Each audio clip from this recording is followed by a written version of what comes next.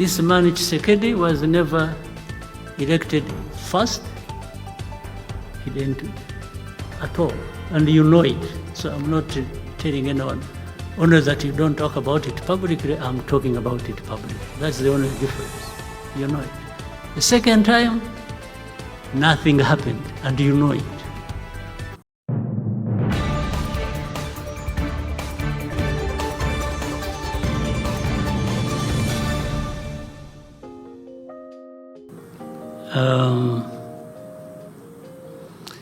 Let me update you on some of the key issues.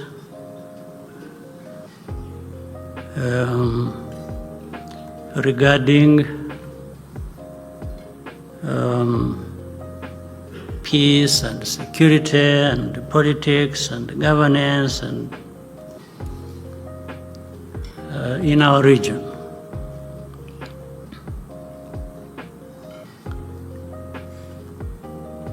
One, in our relationship with each other and the globe as it is divided and so on and so forth. You see, there are people who, and maybe rightly so, it should really be fine. People who talk about, or a lot about, values and interests, and so that those must be fulfilled. I actually agree. We should all have certain values that guide us through whatever we do and over many years. But when you say that, what do you really mean? Do you mean values and interests for some and not for others? Or you mean values and interests that should apply to all of us, irrespective of where we come from? Now, if you have taken responsibility, a global responsibility to say there are certain values you are going to insist on, you are going to push for as hard as you can, and these ones should also come along with the interests as we know them. Still, that's fine. But it also gives you a responsibility to really walk the talk, or to mean what you are saying. If you're talking about values, then I'm sure you mean that, and the first person to respect those values are those who emphasize them. But as we see things happening across the world, and I will not talk so much about other parts of the world, I confine myself to our part of the world, the region and continent. Then I also raise another question. Is there a moment where the values, where the interests people talk about become incompatible with the truth, with the facts, or with evidence? I don't think they need be incompatible. It's actually possible to drive hard for values that you believe in even mind so much your interests, but at the same time, those could very easily be served by truth, evidence, facts, as you interact with other people and other parts of the world.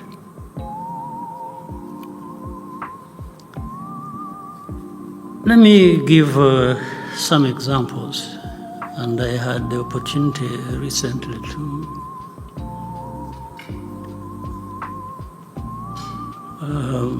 address journalists, and they are bringing up questions that are important. On my mind, there is this problem we have in our region. There are many problems across the continent, but let me talk about our region.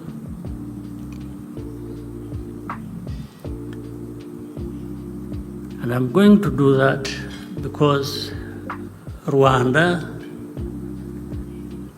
bears disproportionately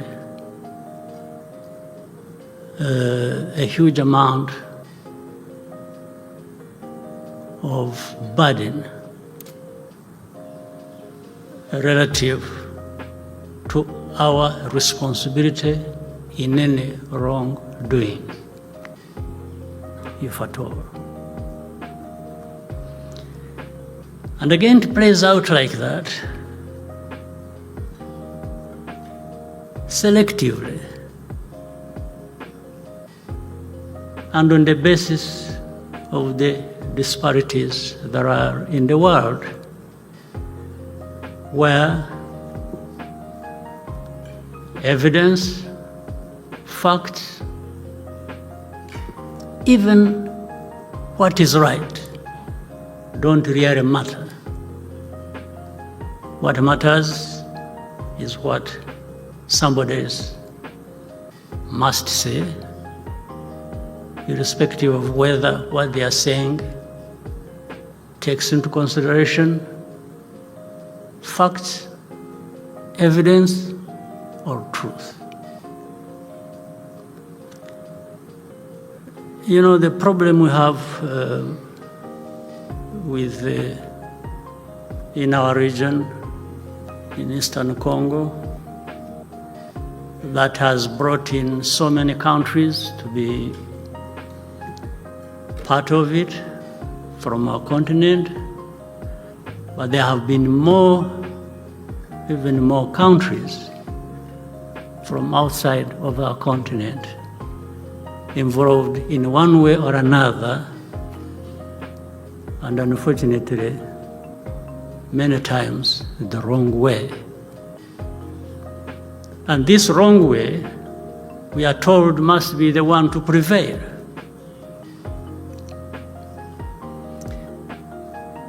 Now, let me start with saying, if you want to really address a problem,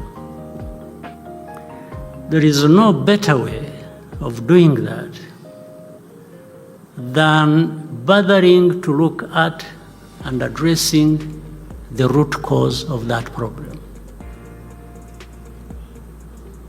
It doesn't matter how powerful you are. You just stick to the basics of facts, of evidence, of reality. You just don't come in because you're powerful the evidence is simple.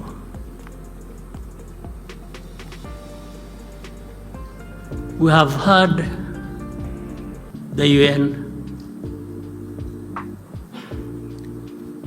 the peacekeepers under the UN in that country for close to 3 decades. The continued presence for 3 decades, when they went there to address problems, means there are still problems to address, or that actually the first problems to address were not addressed. Otherwise, why would you stay in a place purportedly to address a problem, and you are there for close to 30 years? Normally you would come in, maybe it takes you 5 years, maybe it takes you 10, and you would exit because you would have addressed the problem that brought you. So, what are the returns for that investment? Of such a big force, under such a big body like UN, and so much money spent on that, what is the return on that investment? Other than continuing to have problems getting worse. That also shows, or maybe prove, this will prove why Rwanda has to carry the burden of this problem. It is a way of escaping responsibility.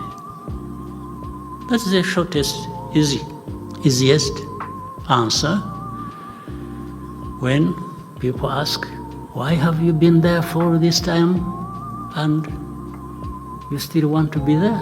It means you didn't address the problem. So the easiest answer is no. But Rwanda keeps being part of the problem. Well, what that means, maybe you should get rid of Rwanda, to find a way of removing it from the map of, just find a way like it happened 30 years ago. Rwanda was being destroyed to the point we should not be existing anymore. And again, associated with that, the very people who murdered people here in Rwanda, those who carried out the genocide, still exist, are still armed, are still practicing their ideology of genocide in our neighborhood in Eastern Congo, supported by government, supported by leaders in that place, on the watch of this international community that talks about values, that talks about interests, that deployed this UN force into Congo to actually eradicate, among others, that problem that originated from here, be it the genociders or the ideology itself. And people do it with impunity. And then arguments start. We have had arguments, again through different quarters of this international community. Oh, you mean these FDLR, these genociders, but are they there? Are they still there? But we are told they are few. We are told, when you say, no, but you see it even in broad daylight. The statements made by government leaders. And you are wondering whether they still exist, whether they are there, or what they are doing, or you pretend for 30 years, you can pretend. Now the problem becomes, Rwanda is in Congo, you have forces in Congo, you are occupying Congo, you are doing what? In this day and age, and even with Rwanda, its capacity, are we people who can actually do that? That limited capacity of ours, but even why do you? What came first? Is it this problem that we have to deal with? Threats, daily threats, regular threats against our country and relating to our history, or because of that, or in addition to that, we now want to become people who can go and occupy places. Really, the people, can they convince anybody that they even believe it, or they are using it simply as an excuse?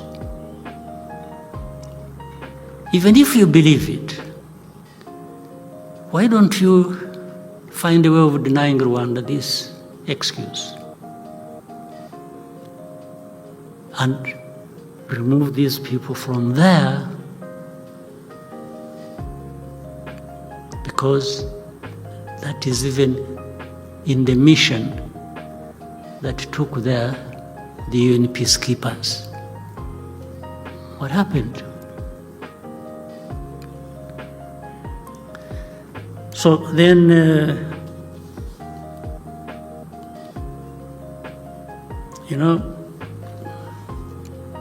talking about ourselves, I leave many others out of this continent, outside of it. When I see, I know leaders when I see them. I also know idiots when I see them. You can imagine the combination of both of them, the disaster it is. If you are a leader and an idiot, it's a disaster, absolute disaster. It is even worse, even more dangerous, if the very people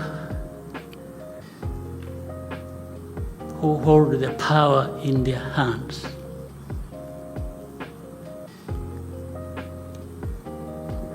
decide that they will be manipulated and played around for some interest by idiots.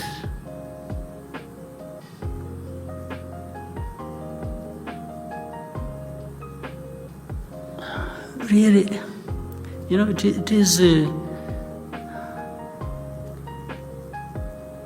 I have had interactions with many of our leaders on the continent.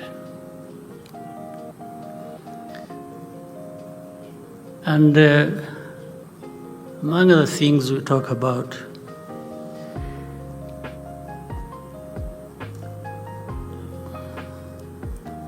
is, if we don't take ourselves and what we do seriously, nobody will. Nobody will take us seriously.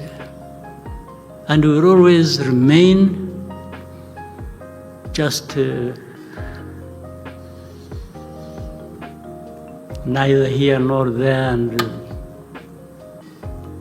people doing with us whatever they want without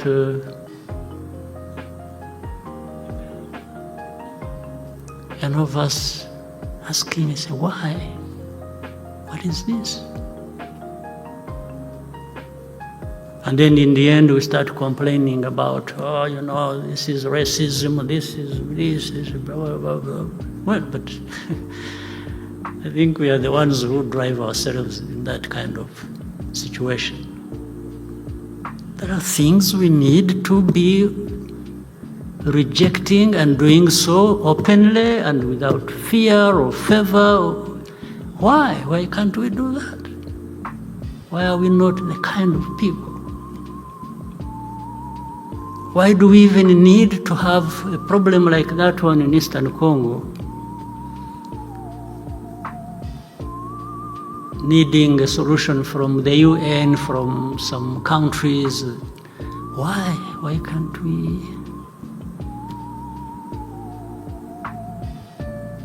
There's no explanation. But at another level, we have a mix of all kinds of things. And that's why we open up ourselves for manipulation. You have seen, or you know, of a so-called group of experts. A group of experts, what do they do? What are they expert in, actually? They're expert in what? You don't need to be an expert in anything. You just have to toe the line of those using you, of those who put you in place, including the very people from whom originate this problem as of the history that goes way back to colonial times. The colonial times that divided our people here in Rwanda, in our region, and elsewhere. So they come, they are the experts to explain the problem. The problem is not that, do you know why these Kinyarwanda-speaking people are in Eastern Congo? By the way, we have the same situation, let's say, with Uganda. The southwestern part of Uganda has a whole district with a big population of Kinyarwanda speaking. And when I'm talking about Kinyarwanda speaking, I'm not talking about just speaking Kinyarwanda. These are people even who are relatives. There are people in this country, as we speak, who have their uncles, their grandfathers, who live across on the other side of the border, and others who live here in Rwanda. Like, for example, in Uganda, there has never been a problem to do with that district. It has never caused a problem between Uganda and Rwanda. No, they are taken as Ugandans. And we accept that. We're not claiming anything. Why is it not the same with Eastern Congo? There are simply Congolese who hail from Rwanda as of history, or whatever other ways they happen to have gone there. It's a fact. So, but if you are going to have an expert who is associated in a wrong way with this history, to come and say the problem is something else, not what it is exactly, don't you have a problem? So are you going to be able to address the root cause of this problem when your first thing is to distort the facts and evidence? So that's why it is easy to blame Rwanda for it. We didn't draw borders, By the way, even the genocide ideology that I referred to earlier originates from that beginning of the history. That's where it comes from. So we go on and on and on and on. For how long?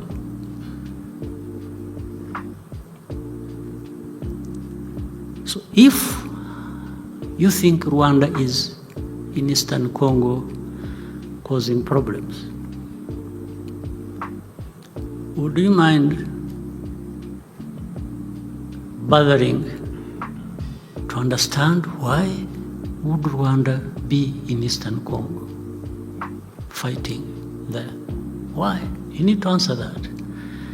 It will lead you maybe to some of the things you need to address and not run away from.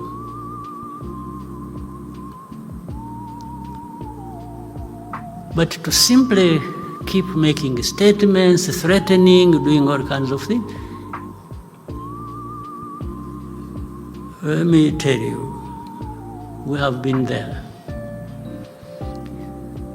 We have paid our highest price ever in our lives, this genocide. I don't think we can be made to suffer in all kinds of ways. We can do, but we will never, never, never go back to paying that similar price we paid 30 years ago. It doesn't matter how powerful anybody is.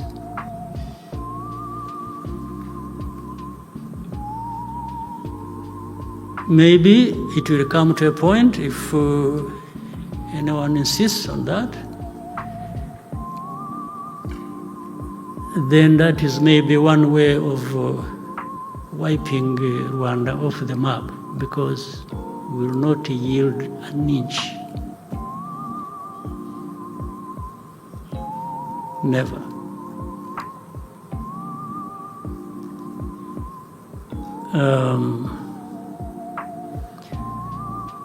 But we can work together to look at the causes if we are ready to listen to each other and address that problem the right way. But if there's somebody who is saying, no, me, I don't want to address it that way, I want to address it my way, and says, you see, if you don't allow me to address it my way, I will deny you this, I will deny you that, and I will take it to China, I will take it to Russia, I will take it. And no. But Rwanda is something we can do away with, don't worry. That is called babysitting leaders, and not pushing them to take their responsibility, but it won't work. One way or the other, it will not take us Rwanda back where we started from 30 years ago. No way. I know, of course, there are even some who, after 30 years, are still questioning, but what happened? Who killed who? You know? The sort of pretense that exists is just what gives us that justified anger and, above all, the energy to fight back sufficiently. Now, again, to the values. You know,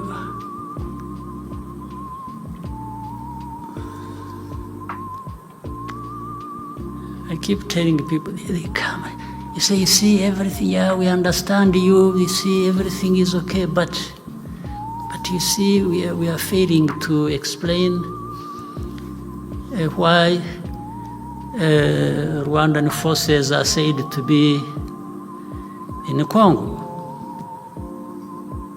Oh, and I asked them, I said, even before we are sure of what we are talking about, can you explain to me why FDLR is in Congo and being supported by government of Congo, and they have brought in Burundi under the same ideology and supposedly to fight M23, which is of Tutsi ethnicity, therefore related to Kagame and others, and these ones have no chance of living. They need to be gotten rid of. So you leave all that intact,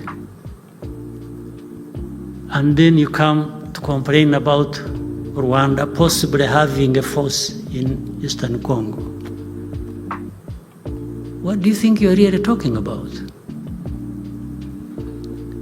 And then you say, okay, you see, defensive measures that Rwanda has taken should be removed, and we shall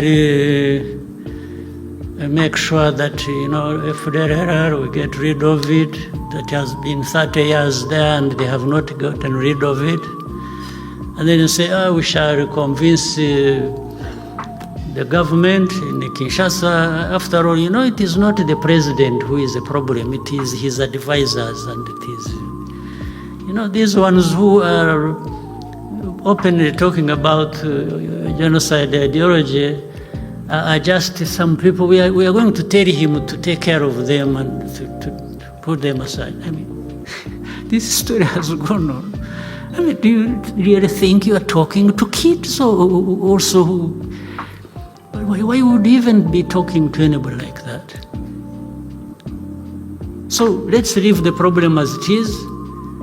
Use Rwanda, be silent about it, and we'll see how we can address it.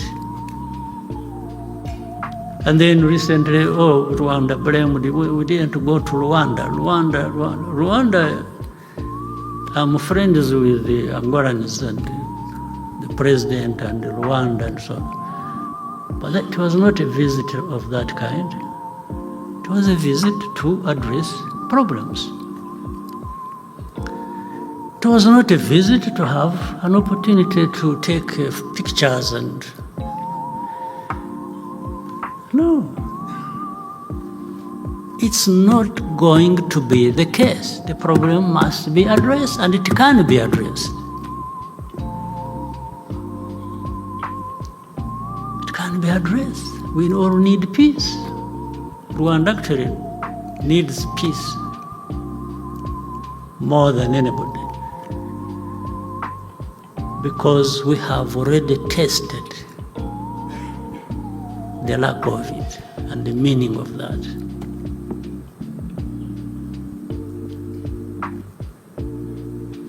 And then to see the double standards and the hypocrisy that add up to really nothing.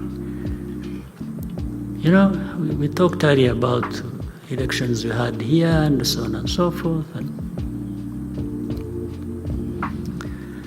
so people tell us they want democracy everywhere.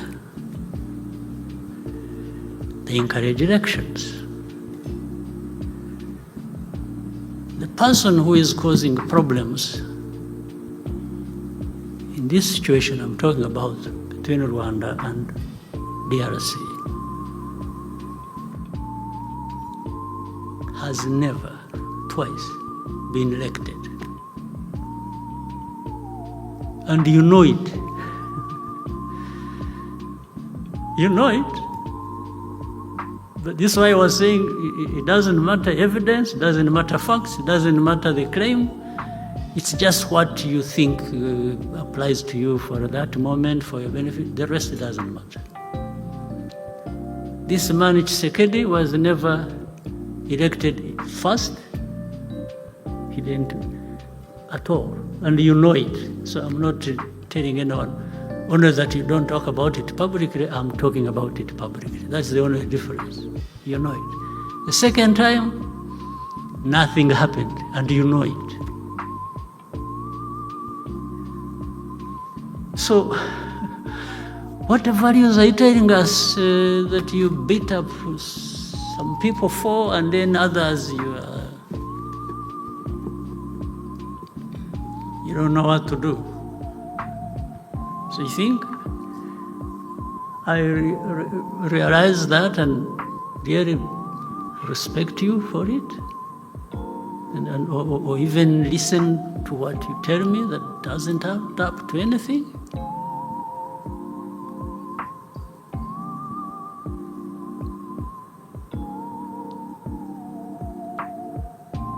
So, I know I'm talking to innocent people here, all of us. Because some of you, even representing the countries that cause us so much trouble, I'm sure I don't want to claim too much, but I think you understand, and maybe you report rightly what needs to be reported. But in the capitals, there are people who no, we want this to happen like this. It doesn't matter what you tell them. But while that can happen, it affects you the least. It affects me the most. I can't afford to behave the way you want me to behave in dealing with this problem. I can't. It's life and death to me and my people. For you, it's just something you talk about, or you can call and give instructions while you are playing football, or you are playing tennis, or doing golf. So it is as simple as that for you. But for me, just a blink at the wrong time, it's life and death for me. So I'm just saying, please also understand us and understand the people you're dealing with. We are not this.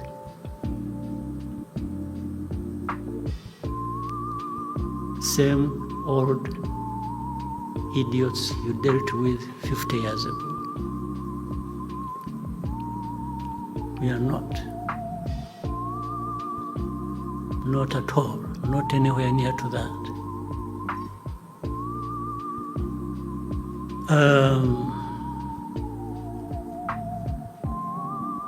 So if you espouse these values, the values that are so much talked about, I want again to say there is no incompatibility in espousing these values that you talk about, and I agree with.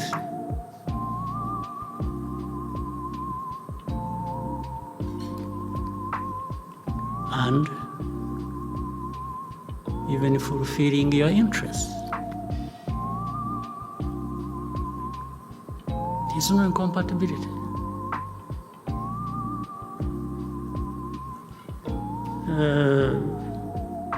So, abiding by these values also must cost you something.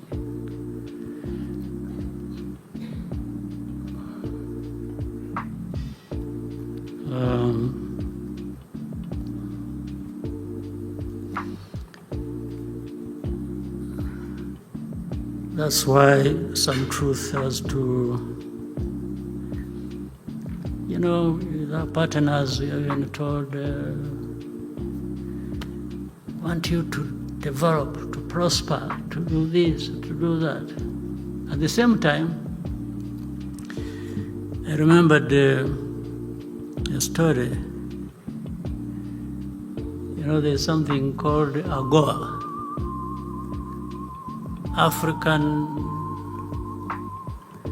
Growth Opportunity Act we were part of. It's a wonderful thing, really well thought out. But little did we know it was to serve some of us more than others. And what I mean is this. Rwanda, we made a mistake, a happy mistake. We made a mistake of saying, you know what, we have found some way of growing our textile industry because there was an effort, it is continuing, and please, we want to reduce on and even get rid of in the region they call it chagua. Chagua, these are second-hand clothes. They would be shipping into Rwanda tons and tons of this. And they said, we can't grow our industry when we are giving preference to this. The next day, but we did it, believing that actually this provision for AGOA was to help us make progress. And then they said, what was unfortunate, we agreed with some countries in the region to do that.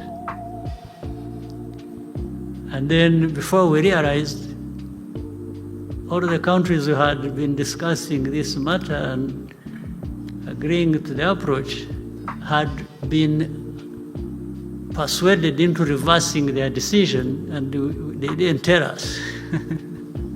So the next day, we were being struck off the list of those countries who benefited from AGOA, just because Rwanda's stubbornness. How dare you refuse chagua?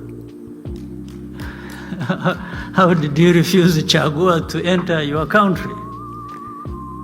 And we explained, we begged, we said, sir, you know, really, we thought, so that's how we, so really, what is this that we are talking about? From that time, it's several years ago to this day, but those with the oil, with abundance of minerals and so on, and who are not stubborn, those are the ones who continue to benefit. So I pointed out all of those things. You just get a feel of what is it that is happening, that we should, what is it that is right, what is it that is wrong for one to do and to make progress. You can't be sure. And meaning you can't be yourself, you can't decide for yourself, you have to wait until somebody says, I want you to do this, you should be doing this, including telling you that you should be making yourself open to some vulnerabilities, like you should keep quiet, you should do nothing about dealing with the insecurity around your borders. Well, but insecurity around my borders affects me. It doesn't affect you, it affects me. You're not even ready to help me to actually be able to deal with my situation. Now they start, oh, no, you see, Rwanda, they started striking us off some lists of beneficiaries for that. They even say we have, but when they found out it was not the case, when they said, you know, child, something to do with the child soldiers, you know, I convened a meeting and I called the commander and said, do you have children in our army? He said, I've never known this. They said, no, sir, there is no truth in that. But what you are being accused of is that the country is being associated with child soldiers, or an entity that has child soldiers in another country. I said, oh, at least on that one, even if it is wrong thing by somebody against me, and there's nothing I can do about it, I just relax and keep quiet. So we kept quiet. There are things we can't, have nothing to do about, and we can't do anything. So we just become humble and wait it out. Then we have operations in Mozambique, in Central African Republic. And by the way, for Central African Republic, were asked by the country to go and help. And we were also asked by other countries, developed countries, actually that we should help. And we agreed. When we agreed and went there, the country that asked us to help, and even they lifted us to that place.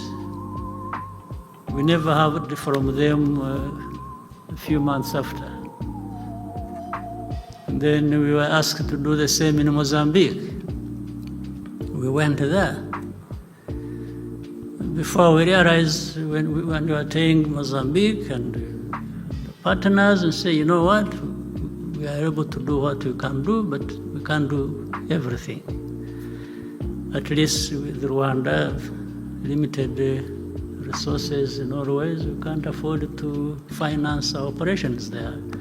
It either has to be the country where we are running the operations, or partners who want peace there and who have made investments there, by the way, after all. And we were left on our own. And when it came to some help that came from European Union, it came grudgingly. And you ask, they say, why are you grudgingly assisting us? They say, yeah, you see, some people are saying you are in the Congo. They say, no, yeah, but let's put that aside. Here we are in Mozambique. You're talking about Mozambique. So are you going to punish Mozambique for our crimes, for our offenses, for doing what you don't like in DRC? It is a bizarre situation. Why don't you take care of Mozambique and help them? And for us, we are helping Mozambique. If you are helping us to help Mozambique, you are still helping Mozambique. It has nothing to do with Congo. For Congo, we shall handle that with you and anybody else who is interested on the merits of that situation. But the mix-up is so confusing that, so in short and in summary, and I should end here in a moment. The relationship across comes out as, I think somebody needs to give a direction. You can't have things going in all directions when you really want certain. If you want peace, there is a way to get peace, and that is addressing the root causes and doing things the right way.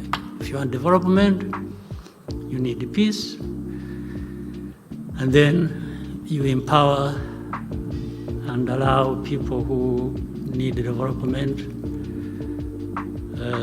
to move in the direction you can discuss and agree, but allow them to drive that. If you're talking about interests, I have said values, the right thing, whatever it is, the truth, the evidence is not incompatible with interests. But